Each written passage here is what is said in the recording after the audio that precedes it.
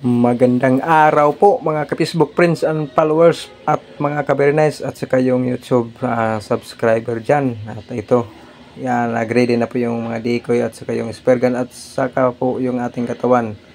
Ready na po. So mag-spear fishing tayo dito. Tara na! At ayun, may nakita tayong king mackerel o tangigi. Pero tingnan nyo.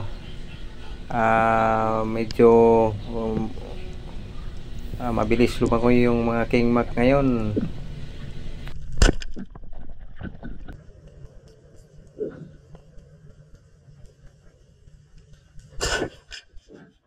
Sayang po yung isang tangigi nakawala, so mag-reload na lang ako sa spear gun.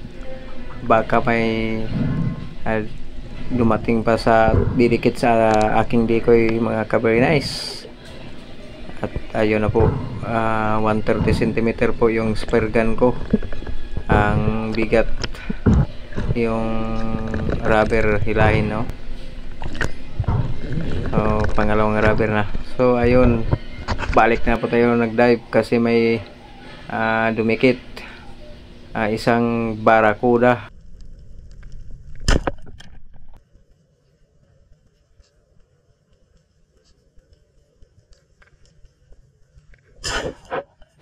Ang lapit na niya, pero sayang po, di tinamaan.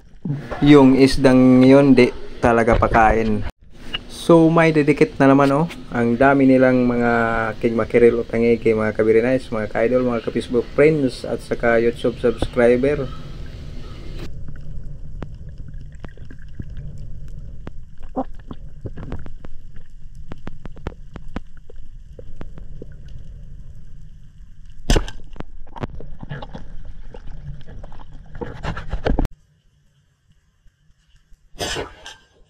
So mabilis talaga lumangoy kasi nagparating naman yung ang full moon. So di na sila na curious. Ayun, kwartang lino na po. Tirahan natin yung isa at buti na lang nakalaki po ako dito kasi maayos na tinamaan. Nasa buntot lang pero nasa-center po siya, near sa buntot. Ito po yung ika-32 na king mackerel o tangigi ko ngayong taon lang. So nagtutotal na po ito ng 223 king mackerel simula noong 2017. So nag-start po ako ng decoy year 2022 December. So ang dami ko lang nahuli sa pagdidecoy mga ka-Bernice. Simple lang ang mga paraan, pero mag-iingat palagi kasi ang daming dumikit, may pating pa. So reload, balik na naman tayo kasi baka may magdidikitan pa sa dulo mga ka-Bernice. May nahuli tayong isang king mackerel as of sa oras na ito. Ayun, mabigat yung talagang rubber. At may nakita na naman tayong mga king mackerel pero lakas, mabilis lumangoy. So ayun na naman sa dulo, meron namang nakita akong king mackerel again, pero ayaw silang lumapit sa akin.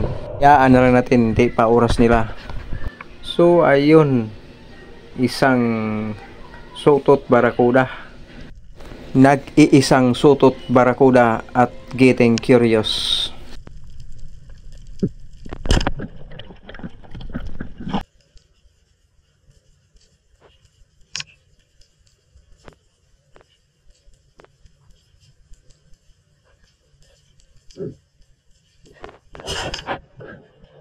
At ayun, sa pool, kwartang linaw na, natanggol pa yung line ko sa rubber.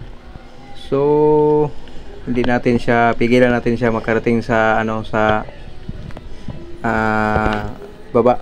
Baka pa yung pa na ako may sabit pa. So ayun, nakuha natin ng isang 6.5 kilograms na parakuda at klarong klaro na po, kwartang linaw na. So itong spear fishing mga kabirnays ay isa itong sustainable way of fishing dito sa Pilipinas. So naghahunt tayo selective, mga malaki, hindi pa natin hinuli yung mga maliit, at ang dami nila, so isa lang natin kunin.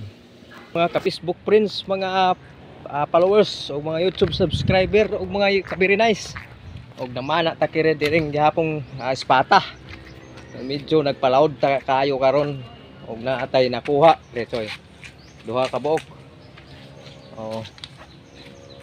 barakuda. So naay gasad nato aning barakuda.